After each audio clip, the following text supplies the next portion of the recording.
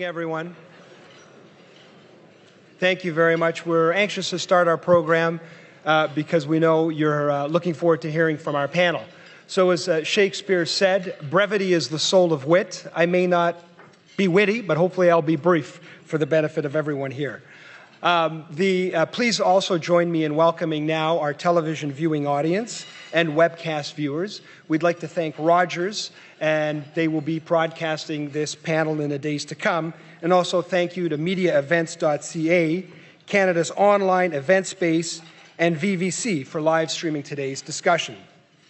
Again, my name is Danny Asaf, and I have the pleasure of serving as the president of the Canadian Club of Toronto and being your host today.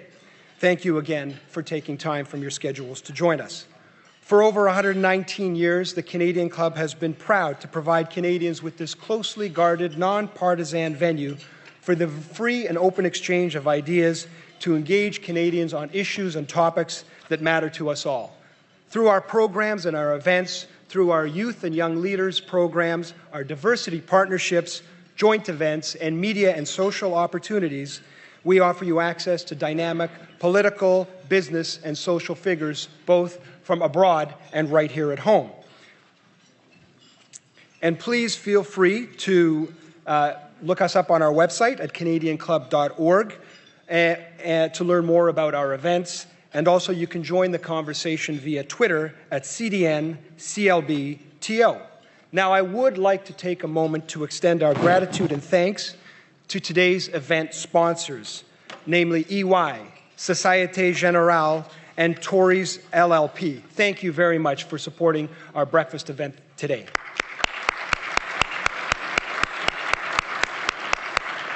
And again, we would also like to thank Air Canada for its role as the official airline sponsor of the Canadian Club of Toronto. Now, I would like to take a brief opportunity to introduce our panel. A recent study found that our top 10 pension panels accounted for and manage over $1.1 trillion in assets. That represents approximately 45% of our Canadian GDP. So clearly, as we look to the future and to the future of Canada's prosperity, pension funds and these leading pension funds will clearly play a very strong role in many ways. At home, they will continue to be the drivers and the strength of our investment industry. They will also be key developers and investors in the 21st century infrastructure that we're all looking forward to seeing. And also providing that security and certainty of our retirement and our old age security as our population grows old. Internationally, they will continue to be the front foot of Canadian influence and prestige, as we see through transactions such as the Chicago Skyway, where these three great pension funds cooperated. They will continue to be hubs of global talent and magnets for this expertise from around the world that will benefit all Canadians. And as well, they will continue on behalf of all Canadians to allow us to benefit and tap in to the growing wealth in places far away. But this will only happen with the exceptional and strong leadership that is exemplified by these gentlemen that have come together today.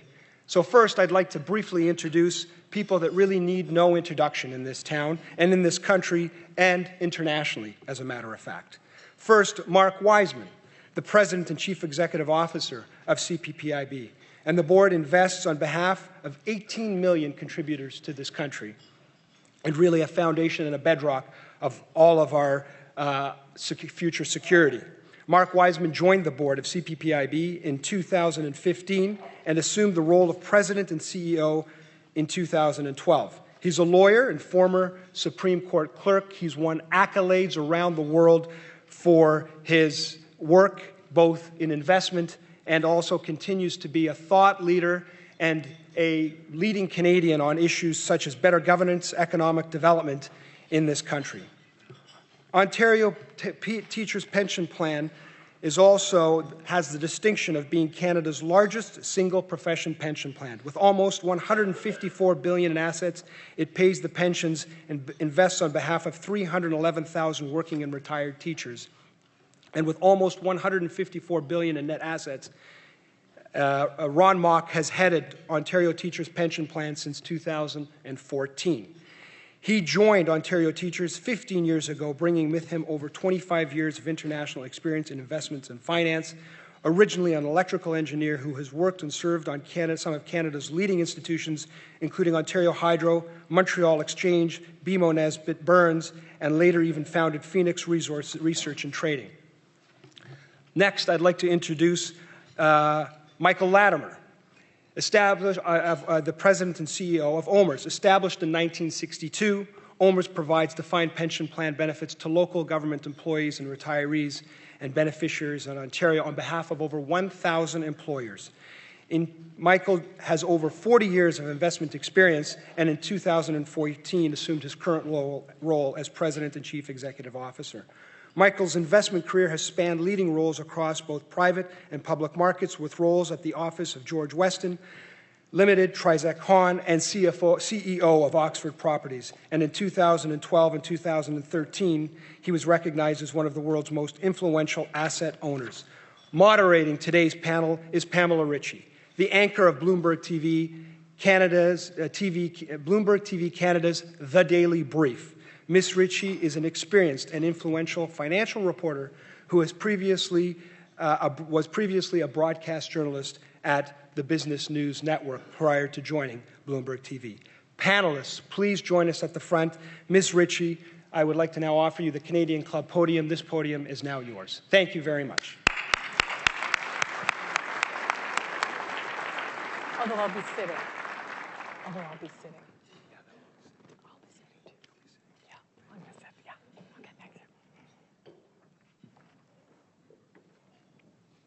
There's no assigned seating, so you can sit where you like.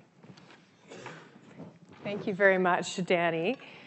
And just wanted to start by saying today is February 29th, and we'll just go back in history for a couple of seconds here. In 1944, on February 29th, a leap year, the soon-to-be, or the later-to-be, Pope John Paul II was run over by a Nazi truck, and that apparently led him to go into the priesthood. In 1960, Hugh Hefner opened the first Playboy Club in Chicago on the leap year.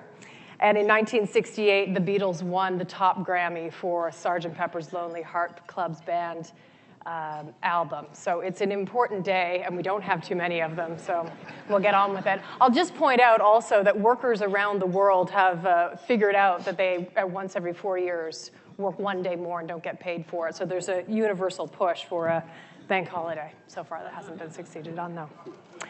So welcome to you all. Glad that you could be here. First of all, I want to get a lay of the land of how pension funds have changed the investment environment in Canada over the course of the last couple of decades. And Michael Latimer, I'll begin with you on how you feel your organization has changed and how it has become one of the top employers. Really, all of them have, but I'll begin with your experience of that. You know, let me start by saying, Pamela, I think I remember all those events you described, so when I described 40 years, that kind of dates me. You know, it's interesting because when you think about the pension fund community, it substantially changed over the last, 20 years, probably more particularly the last 10 years. When I think about when I started my own career, I think about what the pillars of we described as industry at the time. They were the banks, the trusts, the investment banks, the life cos. And frankly, the pension community really wasn't something that you were familiar with because it wasn't scaled. We weren't managing our own capital. You kind of fast forward to today. I mean, the banks have absorbed the trusts, the investment banks. We still have the life cos. And I think what you're watching today is the role that with CPPIB and teachers and many others and ourselves, the role that we play as part of that financial community and the community in general. And so the size of the pools of capital that we are today, the things that we do, how we employ people, how we invest, it's been quite a significant change, Pamela, that I think you've watched, particularly over the last 10 to 12 years. And Ron, I'll pick up on that on the talent side of things, a real sharing of talent within the financial community. And I wonder how people are more and more drawn to come to work for the pension funds, which increasingly are extremely international organizations and provide those opportunities. I think that's been one of the biggest changes in the last decade. The speed with which pension plans in Canada have gone global. Global offices, managing talent on a global scale, managing risk on a global scale. Those are big changes. So we're recruiting in Asia, we're recruiting in Europe, as other plans are.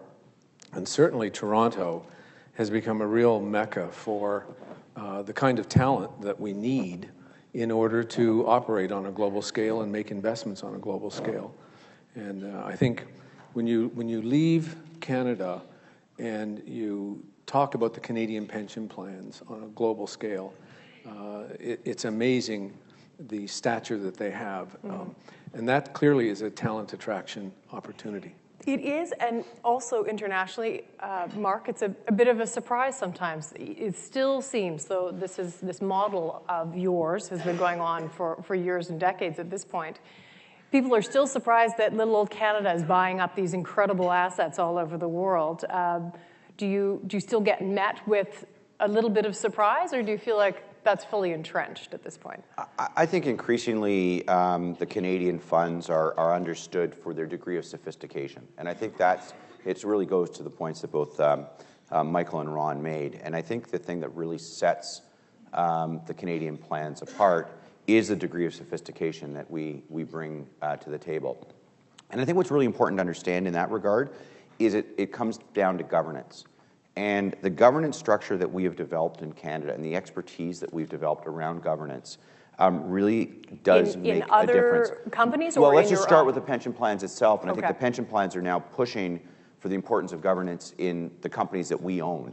And I think it's important to say that the companies that we own on behalf of our beneficiaries.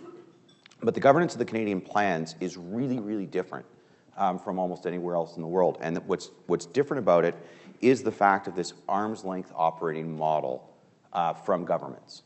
And having that arm's length operating model is what then allows these plans, first Ontario Teachers, OMERS, and then the CAS and eventually CPPIB, to develop the type of expertise in investments with a very clear mandate to maximize risk-adjusted returns without policy intervention getting in the way. And that really is unique about the Canadian model. And do you find with, first of all, trying to influence governance within companies for a much longer term view, this has been a focus of Canadian pension plans and also a British effort to make sure that companies are looking more long term. Does it allow you to then go in and help and ask some of the questions that maybe you want to know? I mean, recently I think CPPIB asked Anglo American, Rio Tinto, Glencore for some real clarity on how they think climate change is going to affect their business. Does it allow you that conversation where you say, we're going to be in here, we want to invest, but we also want to know exactly how you think things are going to affect your business in a long-term model? I'll just start with the conversations you have with companies you own. Yeah, I think that's true. But if I step back for a second, I think it starts with the leadership that actually had. Mark talked about the governance model. The governance model starts within your own plan, and so I think as the standard that you actually set is a very high standard. I think that the pension fund community holds itself to a very high standard. And so as you think about that, those standards then cascade down. So when you think about corporations, we think about investments that we'd make, whatever the jurisdiction, whatever the corporation, we want to make sure that we actually have a voice about when we put our capital to work. And that's part of the active, our being active investors. How have you seen companies change based on that approach? Frankly, I think it's early. I think that part of what you're seeing today is first, you need leadership, and I think you're seeing that demonstrated for the things that the gentleman next to me are actually doing. So that's the first thing. You change the conversation. You have to change the conversation. All of those things take time, and so the things that when you go out and you start those conversations, a lot of times it falls on deaf ears. You don't see the results quickly. It's no different from kind of the panel where we started, when you asked the question really about the change in the pension fund community. When we started down this road 12, 14 years ago, I mean, the point is people were looking at what we were doing and frankly, really questioning the things that we were doing. And I think now when you take a view of what's happening, it's very mainstream. So I think a lot of the conversations that are being started today and the approaches that are being taken, those results, we're not going to see those results, tangible results, for probably a period of time. But you have to start, and I think that's part of what's actually taking place. Where you see this governance model really start to play out, in Canada, in the States, in developed Europe, you expect a reasonably high level of governance. But when you're operating, like all of us here, in multiple countries, multiple continents, you're all through South America, you're operating through China, India, different countries, emerging markets. There's where the governance model that comes out of Canada really has to come in with a very strong hand. Picking your partners, understanding who you're actually partnering with on a global scale, to make sure that the governance standards and model that we would have here and expect here, we're actually having an impact in emerging markets. That's a huge implication of us transporting this model globally. And Mark, is it easier when you go to some places abroad and you're getting in perhaps in early stages in companies, less entrenched? Perhaps Canadian companies don't want to hear what they're supposed to be doing at a management level, but is it any easier globally?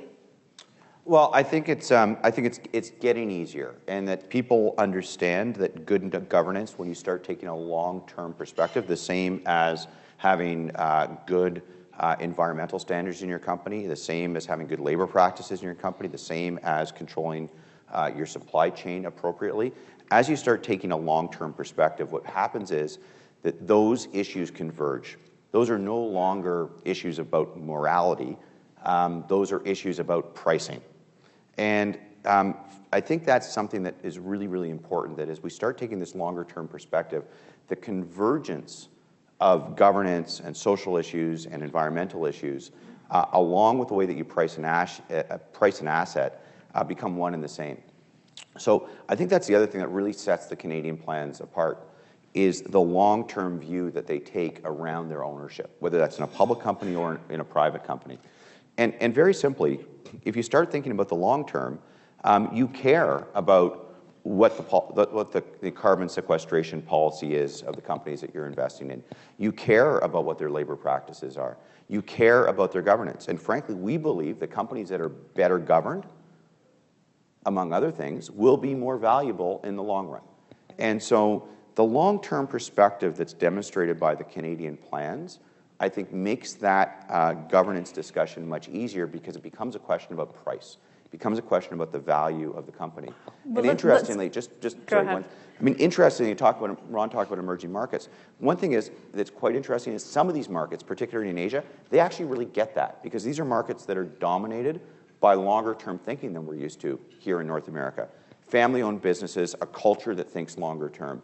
And so I think that when we go into some of those markets, we actually, our thinking really resonates, maybe more so than it does in North America. When we look at the infrastructure spending that's about to begin in Canada, many of you, huge parts of your portfolio have to do with infrastructure. First of all, to all of you, do you think infrastructure in Canada is going to make our economy more viable? $120 billion worth of spending over the course of the next few years. Is that going to help, and will that make Canada a more interesting investment for you? Start with Michael. Well, I hope it makes a difference. I think that part of what we need to do is we need to think about the rules of engagement. So $125 billion sounds like a significant amount of capital, but it's not as significant when you start to weigh that over a period of time. So part of the way we think about it is clearly we'd like to participate at home. We're significant players here in the province of Ontario, just infrastructure alone, and we have, give or take, around $6 billion of equity that's actually deployed here in Ontario. I think where we step back and we ask ourselves is really to think about the model that it's going to come out with. We need to really think about how that's going to be governed, and we need scale, because where we invest, we're not greenfield investors, we're brownfield investors. So we're going to be looking for for stability, the quality of the credit, looking at the revenues that are going to be generated, how we actually can be long-term investors, because again, within that asset class, it plays a very important role for us as it matches our liabilities. Right. Ron, what would you need to see, like to see, to invest? You need a framework, as Michael was alluding to. You need a framework that is stable. You need a stable... And that means not successive governments switching it up after 4 years. Exactly. If you're going to put $2, $3, $4 billion into a project or into a piece of infrastructure, and these aren't usually triple P projects, which tend to be hospitals and schools and things. The investing that goes on globally in the infrastructure space with us tends to be larger items. And it's critically important that the regulatory framework be independent and that it be stable. You can't put $2 to $3 billion into a country only to find that every 4 years the rules are changing on you. The tax rules, the way you can structure, how you operate it. And so you have to have basically projects that are pretty much shovel ready. You have to have alignment between the federal and the provincial and the municipal governments, because if you're in an infrastructure project where all three levels are fighting with one another, it's a big problem. You've mentioned Australia. It's been attractive in the past because they tend to be in line, the three levels of governance. Canada, how far are we from that? I think there's work to be done. I'll leave it at that. I think there's work to be done, but I will say I think the government has heard us collectively around this issue. There's a lot of smart infrastructure investors in this country, all the way out to BC, with BCIMC and others, AIMCO, a lot of smart people. And when you think about if we could be, we have to be independent. It can't be a government-initiated kind of thing. Right. We have to remain independent and be able to invest on commercial terms. But I think when I think of infrastructure 15 years down the road, I start asking myself, every country that's got great infrastructure prospers over time, but it can't be done on a 3-year view or a 4-year view. Right. It's got to be done on a 10 or, where's the high-speed trains going to be 15 years from now? Well, we need this kind of thinking. And those are the types of examples, Mark, I was going to ask for your views, but also, what is the type of infrastructure that creates the most productivity that would be of interest and generates revenue? Okay, so first of all, I think government does have a role in determining where to best put those resources to work to determine where they're going to get the most bang for their buck. But let's start with capital that's available from the private sector. And we can talk about the Canadian plans, and we talk about how big the Canadian plans are. The reality is we're pipsqueaks. We are still pipsqueaks on the global stage. So together we said the top 10 Canadian plans are 1.1 trillion Canadian dollars. Just put it in perspective. Just put it in perspective. Just to put it in perspective alone, the Government of Japan Investment Fund, the Government of Japan Pension Plan, is 1.3 trillion US dollars. That's just one plan. You can then add up the sovereign wealth funds and others. You're competing with what, say 200 deep-pocketed pools? Well, let's not talk about who we're competing with. Let's talk about it if you are a government in Canada, whose capital you should think about attracting. Right? You should be thinking about attracting global capital. And let the Canadian plans come and compete with that global capital. That is what's going to get the citizens of Canada or of Ontario or of Toronto, first of all, the most capital to come in for critical infrastructure, and it's going to allow for the best pricing of those assets. So we're out there competing in Australia to put money in Australia with global pension plans from Abu Dhabi, from Japan, from Singapore. They want to come to Canada. They want to invest here. Do they? Absolutely. Look, Canada is a fantastic investment environment. We have a rule of law. We have a attractive set of regulation. It is a predictable environment in which to invest. And what governments in this country need to do, and I think they're starting to understand it, is attract global capital, including the Canadian plans. So how do they create that environment? Three things. Yeah. It's not that hard. And if you read the World Economic Forum's blueprint on infrastructure investing, it's all set out. And Michael and Ron said it. Three things: scalable projects, de-risked assets, So why do investors want to invest in these assets? They want to invest in them because they want predictable cash flows. So by and large, that doesn't, you have to somehow find a way to mitigate the greenfield risk.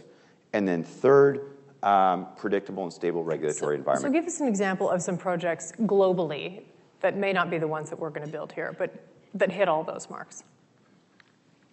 Chicago Skyway. Okay, one that all three of you invested in. Right, a third. You mind if I give you one that's close to home here? Please do. I was hoping we'd get there. You know, I think about this because this is something that we've, I think we've spending a lot of time thinking about. So this is right here in our own backyard. It's the City of Toronto, Province of Ontario, and it's our federal government, and it's the convention facility. So our convention facility is split into two components. We actually have and own the north piece. The south piece is separate ownership, operation through MTCC, the provincial government. We've been having discussions with all three levels, the city, the province, and the federal government, about the opportunity to take a project that's probably in the magnitude of $1 billion to $1.5 billion to $2 billion to actually take what is probably number 42 in the North American stage for convention facilities, turn it into number 10. You know, that translates into jobs, tens of thousands of jobs. That translates into probably $750 million into the GDP in this in our province and in our city. It has an opportunity to actually capture the innovation agenda that we have. So we take the incubator space that we have over at 111 Richmond Street, and we take those centers of excellence. We translate that over into from 6,000 square feet into somewhere that looks more like 500,000 square feet. That's all before we as a pension plan actually put money to work ourselves in the things that would actually happen on the site above grade. So that's an opportunity, I think, when I think about that hits all of the federal agenda that we have out there today, Pamela. I think it hits the provincial agenda that's out there today. I think it fits with the city agenda that's out there today. So part of this is then really creating some sense of urgency around things, having the accountability, having the ownership, and then being able to go and execute. So that, when I think about things, forgetting, outside of our country, I just think of that right in our back door that we go by. It's a little threadbare, isn't it, the conference facility? Could use a little lift. I think you've captured it. Ron, maybe another example or just, what we're looking for, because is there an obligation for the pension funds to help with the infrastructure build-out that we do of this country, or is it much more a case of obligation to the people who are parts of your plans? There is no pension obligation to help out. We have to invest globally on commercial terms, and it has to be done in such a way that it can be reviewed by anybody, and it makes a lot of sense in terms of what we've done. But there's also the expertise there to be able to do it. Right. And so Mark's point, which was a good one, is there is a lot of capital that would love to come to Canada, invest in infrastructure, invest in all sorts of things, real estate, other things. And this capital coming into Canada, let me put it this way. When you see senior government officials from Australia, from London, when you see George Osborne show up, and they're actually coming and asking the pension plans to go to the UK, to go to Australia. They're actually out there marketing. There's City Airport, for instance. Exactly. Yeah. They're out there marketing. They're out there marketing, and they want the capital. And I think we're just getting to the stage in Canada where we're understanding that you kind of have to invite the capital in. You have to make the environment there. You have to understand what it is that will attract. Is the Trudeau government doing that? I mean, he's got this sort of star status. Is he out there doing that? I think the current government is definitely moving rapidly in that direction. And the things that they don't know, they're certainly engaging the people that do know to inquire as to what's the best way to pull it off and to make it happen. Your thoughts, Mark, on that? Well, look, I think the government is understanding the need to attract global investment capital. And I think if you look at the model of Australia, just to take something that's reasonably similar to Canada, and you look at the amount of capital that has flowed into Australia in order to fund critical infrastructure in that country, and what it has done in terms of increasing productivity, increasing GDP, increasing prosperity in that country. I think that the Canadian government is looking what's happened in Australia, and I think there's a lot that can be learned and applied in the Northern Hemisphere. How about toll roads? Are you pushing for toll roads? We're pushing for any investable asset where we can make a risk-adjusted rate of return to pay long-term pension benefits. So toll roads is one example that, of course, we own a significant portion of the 407. That's but one example of the type of asset that we would look to invest in. I would say one thing to understand is that as important as we are as global infrastructure investors, it still plays actually a reasonably small portion of our portfolio. At CPPIB, it's only about 7% of our total portfolio is our infrastructure investment. So we've got room to grow in that area, but we have to find projects that meet those three critical criteria: scale, de-risked assets, and in a predictable regulatory environment. With the conversation around a Brexit, does that make you just stay away from, you've just done this deal, obviously, in the UK, but does it make you want to, in the future, hang back a bit until things settle down? Are you concerned about that? For us, clearly not. I'm with Ron. Yes, I know you are. No, the airport's going to serve all those people flying out of London. But not if they raise the fees. That's a problem. What do you think of? That's standard price. You have to, for us, I'm going to come back to an initiative that Mark started, hats off, with Dominic Barton, long-term investing. We've been talking about that a lot. And we've, we're in with Mark on this, and we think it's critically important, and he's rallied large investors all over the planet, to his credit. We have investments in Brazil today, which some people would argue, geez, You both do. What's that look like? We have to look beyond where we think that's going to go, because you do. And let me ask because when you look at Brazil and you look at India, which you're actively looking at on sort of a real estate side of things, how important is the sweet spot of demographics to it? There's a lot of different things about investing in emerging markets right now that you'd probably want to make sure you hit. But for instance, India and Brazil, they're in that sweet spot of demographics where they have the most number of people who are both working and consuming. They're at that point where not everyone is about to retire and so on.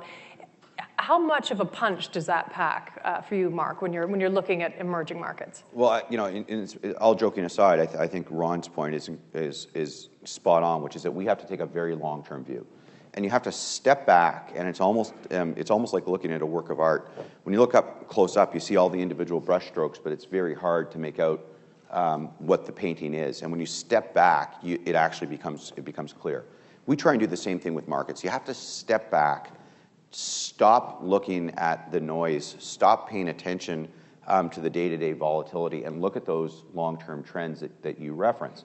And so whether it's about something like Brexit or what the next election cycle is going to bring in India, or whether the Fed is going to cut next week or raise rates next week, if you really step back, it's the longer trends that matter when you're funding liabilities that are 30, 40, or 50 years away. In fact, at CPPIB, we're actually investing monies on behalf of pensioners who aren't yet born. Think about that for a second. And so what really matters are those long-term demographic trends. And it's why there's so much importance in us building capabilities in these growth markets like China, like India, like parts of Latin America.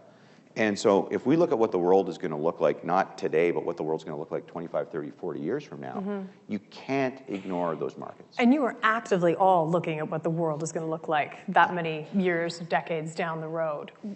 What does the energy complex look like? And how, all of you, I think, now are lessening and flipping a little bit more into green-oriented investments, or at least looking at that. What does the world look like in 20 years from now on an energy front? What are we using, and what will you invest in? Well, I wish I could tell you, panel, I knew exactly what the world was going to look like 20 years from now. What I can tell you is how we are investing, because I think that transitions us into that period. And again, I kind of stay right at home here in what we're doing with Bruce Power. And so that's an example with our partner TransCanada and our partner with the province of Ontario, where we're going to refurbish 6 of the 8 units. We're going to put to work over the next 20 years, probably upwards of $20 billion of capital, and that's 30% of the base load of the province of Ontario. Carbon neutral, I think it plays an important role. So we think about how we participate. In all investing, carbon neutral, or it's a nice thing to have? I think it's more than a nice thing to have. I think we're all very focused on how we transition that through on our from an environmental, social, and governance perspective. I think that again, where does climate change fit into that? How do we deal with that? Well, part of that is I think the conversation starts because you start that in your own boardroom. Right. You start that with your stakeholders. You start that in your boardroom. That translates into your organization. For us, that translates through our statement of investment beliefs. It translates through into our statement of investment policies. And the innovation work that you do through your fund, how much of that is focused on meaningful green technologies? I'd say part of that comes at 2 levels. The innovation would not come from what we do with OMERS Ventures. Right. That's more technology, telecommunications. It would really come on the infrastructure side and to the extent of where we've put our money in the energy sector. So again, it's I've given you an example of what we've done on Bruce. To an extent, we've invested in wind. But where I started, was headed with the conversation is those conversations that have to flow, through your boardroom and through that governance model will set the standards that you're going to manage yourself to. So we understand the priorities; they're very straightforward for us. Part of it is also managing the relationships you have with your stakeholders. We're a jointly sponsored plan. We have many people who have many different views about the different things that we should be doing and how we should be investing. So making sure that we actually have a proper model to actually consider, and then at the same time, make sure that we act as a fiduciary. Because to the point that Ron and Mark have made, at the end of the day, we have a responsibility to actually put money to work to pay pensions. There's a long-dated liabilities that we're managing to.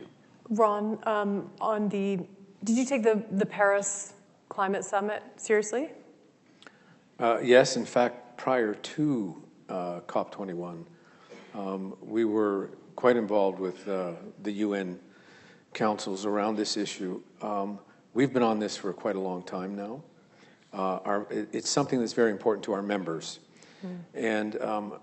But it's very, very important, and we tell our members, our fiduciary duty is to pay pensions for generations to come. Right. That's our mission. And what we do is environmental issues are through a risk lens.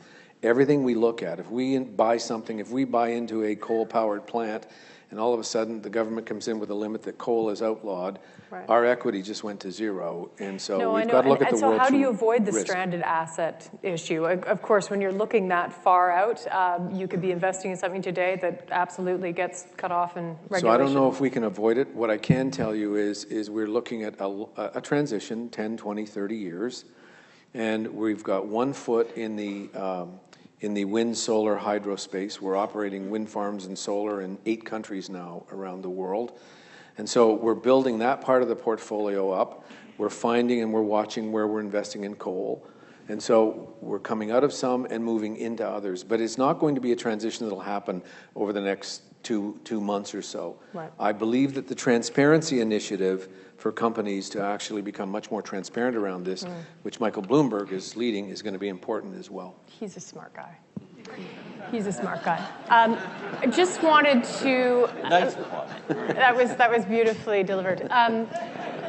If you have questions, please write them on a card, and I think put your hand up. Is that right? And someone will come and collect them. So do that now.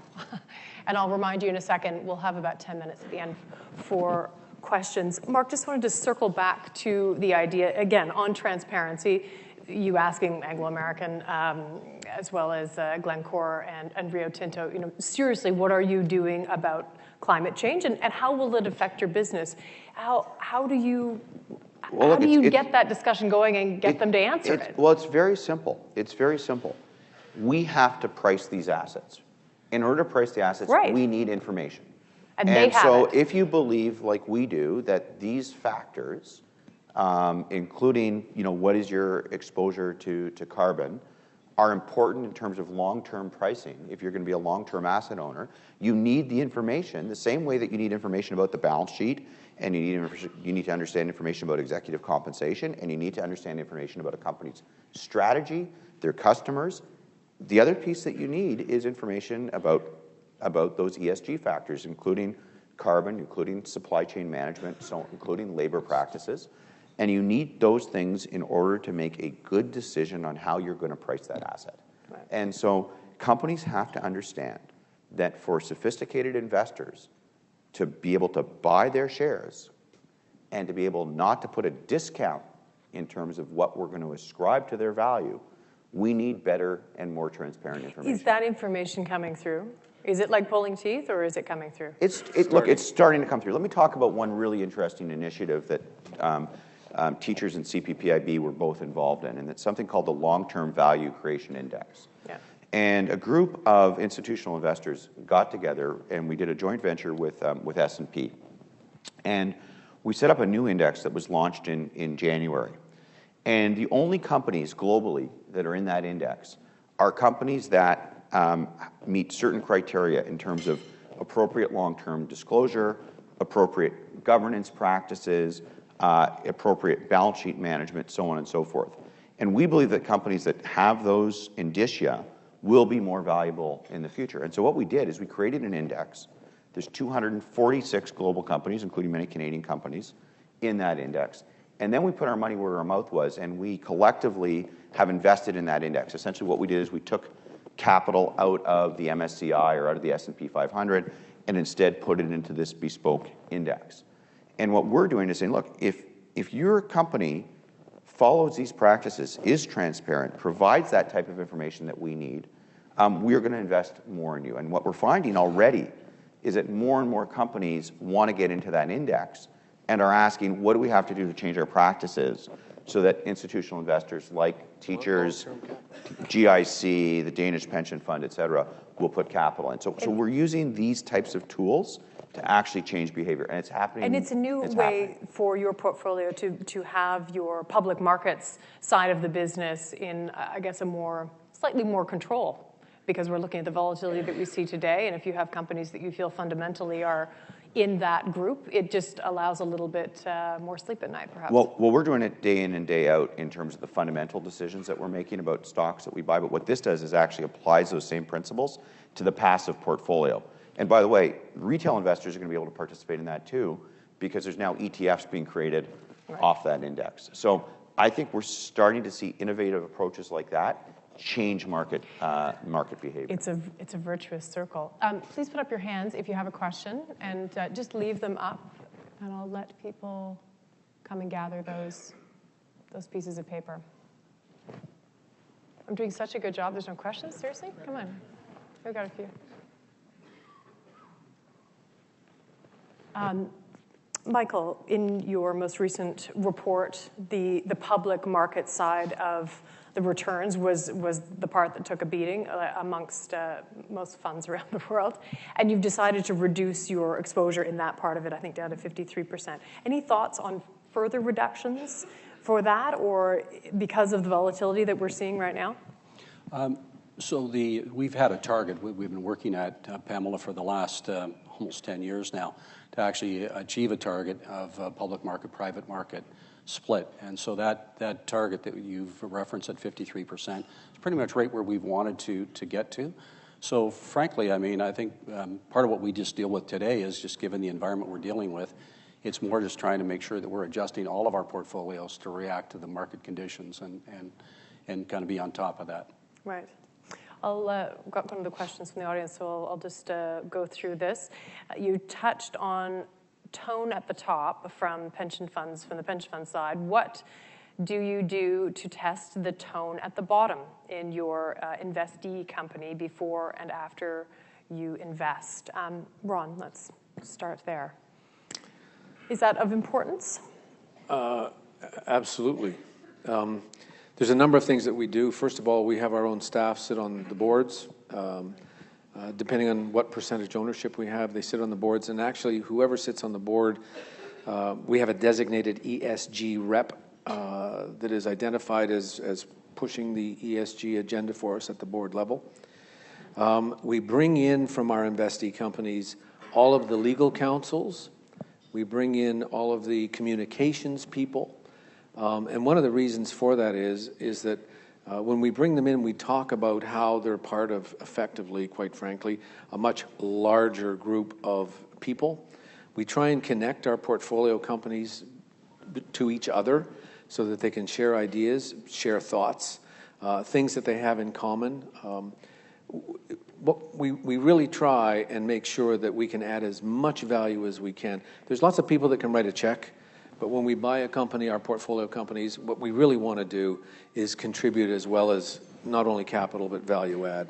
And so there's a lot of governance issues that we share with our portfolio companies, and that really culminates in 1 or 2 or 3 meetings a year where we bring everybody to Toronto at the CEO, CFO levels and share knowledge in a room just like this for 3 days.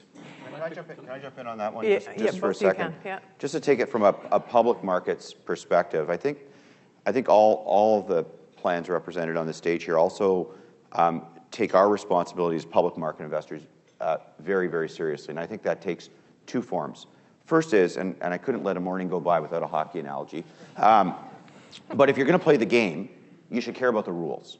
And so the first thing I think that's really important is I think there's a real role for institutional investors, including the pension plans, to get involved in the rules of the game, so to speak. Looking at what is the regulation of our capital markets in this country, the need for a national security regulator, for example. I think we're all involved in working with regulators, working with stock exchanges to ensure that we have appropriate rules in this country to have a high-functioning capital market.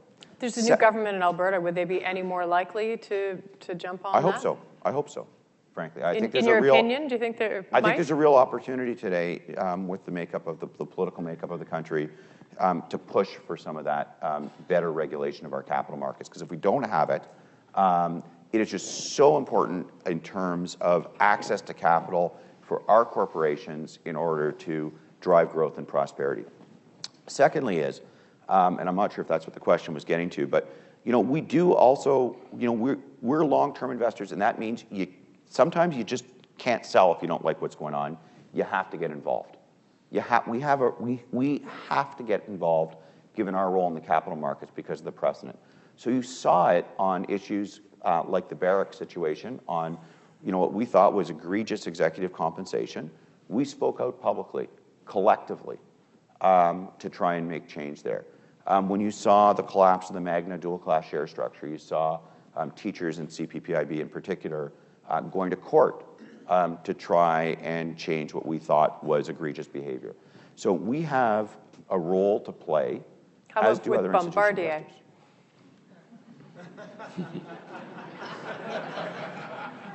investors. Well, I think, look, I think we've spoken out. Look, we have spoken out publicly time and again in our view of dual-class share structures. Yeah. And if you want to, see a example of long-term value destruction, need I say more? Can I go back to the question that was Yeah. asked, because I think that where Ron and Mark were going. When I think about, I think this is an example of the sophistication that actually exists within the pension community today. We treat what we do as a business.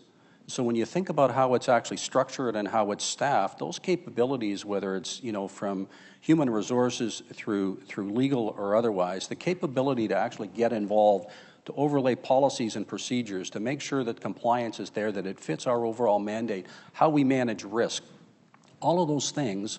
We don't, we're not passive capital. We don't forego those when we put our money to work into any entity.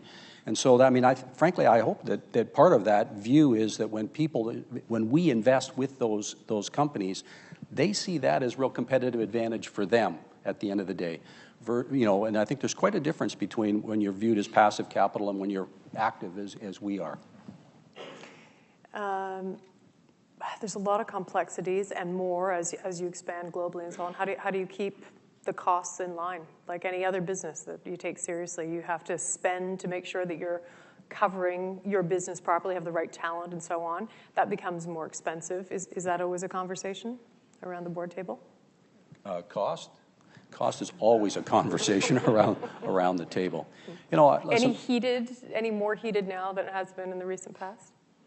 I wouldn't say that it's any more heated. I think there's always an appropriate level of attention on cost. I mean, for us, cost comes in two levels. And we're a pension plan. We have liabilities. We manage liabilities. We have a cost per member to manage our plan. There's an expectation that that cost should be appropriate. We invest money on the other side, so we have a management expense ratio. There's an expectation that we would manage that within an appropriate range. So, so both of those are balances, and every dollar we spend, every dollar that we spend as a pension plan is a dollar out of our pensioner's pocket. So to suggest that it doesn't attract the attention in the boardroom from the senior management, we've had this discussion collectively. That role as a steward and that capital, is fundamentally important. So this isn't about, about asset accumulation. It's about making sure that we're meeting the long-term liabilities in a very cost-effective manner. I want to put some of the questions from the audience to you. When investing in overseas markets, how important is a local partner? You've addressed that to a certain extent. Maybe you can go into more detail. And also, are there particular geographies where you see strong potential in terms of addressable pipeline? Ron, let's start with you on the partner and particular countries. First of all, partners are critically important. We spend a lot of time, we all collectively spend a lot of time. That's why we partner with each other and with locals. Where each other live. It's kind of, you can trust each other. Absolutely. At the end of the day. But you have to pick your partner very, very wisely.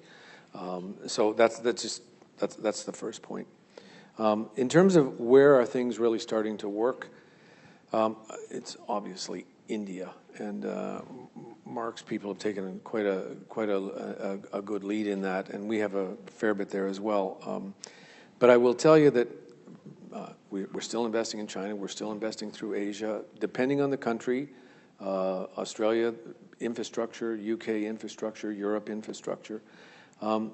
South America is being watched very carefully right now. With us, we don't tend to be big thematics top down. We have people and partners everywhere, and we tend to find opportunities one at a time from the bottom up. And part of that is because you have offices in so many places now, you can hunt for those deals a bit more. We've got partners and offices in a number of places, and we're out there hunting. And this becomes key. This comes back to the cost. Once you start going out of Toronto, the cost structure goes up very substantially. It's not cheap to be in multiple cities around the world and staffing these places. You've got to be very comfortable that over time, the return profile is going to be worth it. One thing you do know is the collective capital that we have, if we were to only invest in our own backyard, we're not going to be able to get the return profile that we need. And so, or the currency kickback. Yeah, exactly. So the global opportunity set is critically important to stay on top of. Question from the audience. Does CPP or teachers have any interest in participating more actively in the tech and venture community? OMERS, as we know, has made that a huge part of their business. To each of you, Mark. Well, so first of all, let me say, we are an investor in technology. One of the issues that we have is scale.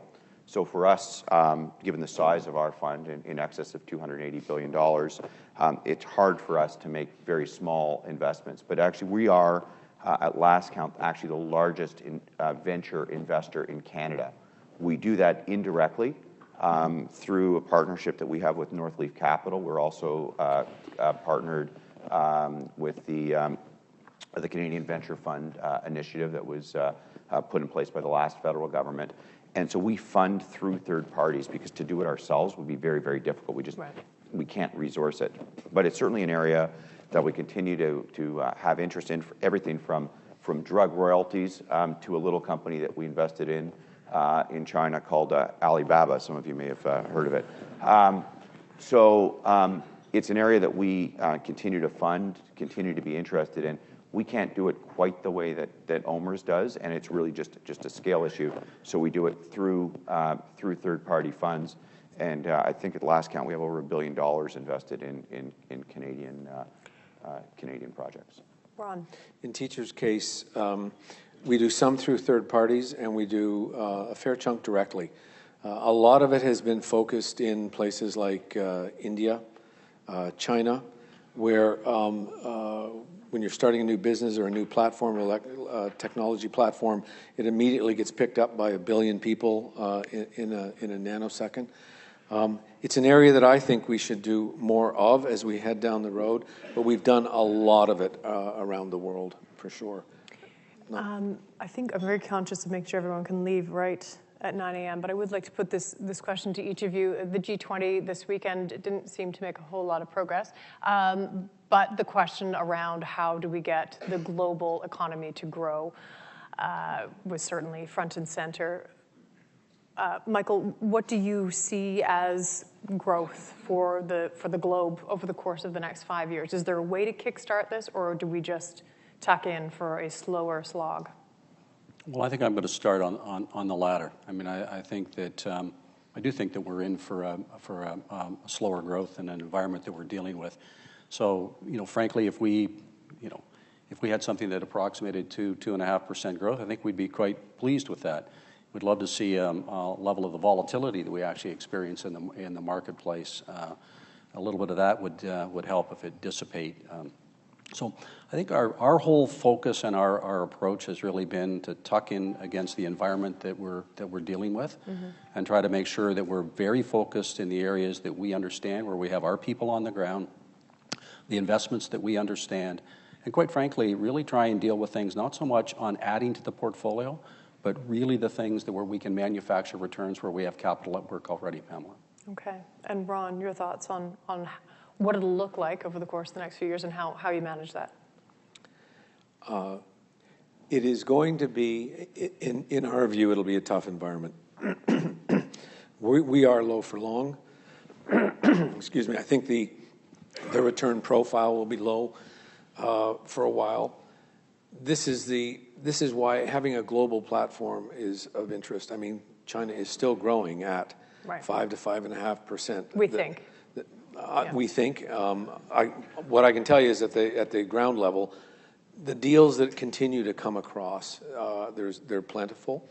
We're seeing a lot of deals in Europe continue on as well. Once again, we're investing for the long haul. We're investing one really good opportunity at a time with partners on a global scale. I think global growth is going to be slower. I think QE has kind of come to the end of its efficacy with negative interest rates all over the planet. I think fiscal is going to have to be jump-starting a fair bit of what we're doing on the go-forward basis. But from a pure opportunity over the next 5 to 7 years, we'll have to pick our opportunities very carefully. But they are out there. This is where the teams that we collectively have amongst us really start to make a difference. Because if they can find the opportunities and then they know how to add value to those acquisitions, fantastic. And you're finding this as well, Mark, but are there more people lining up for those opportunities? There are more funds around there looking for great deals. Well, first of all, I agree with almost everything that Ron and Michael said.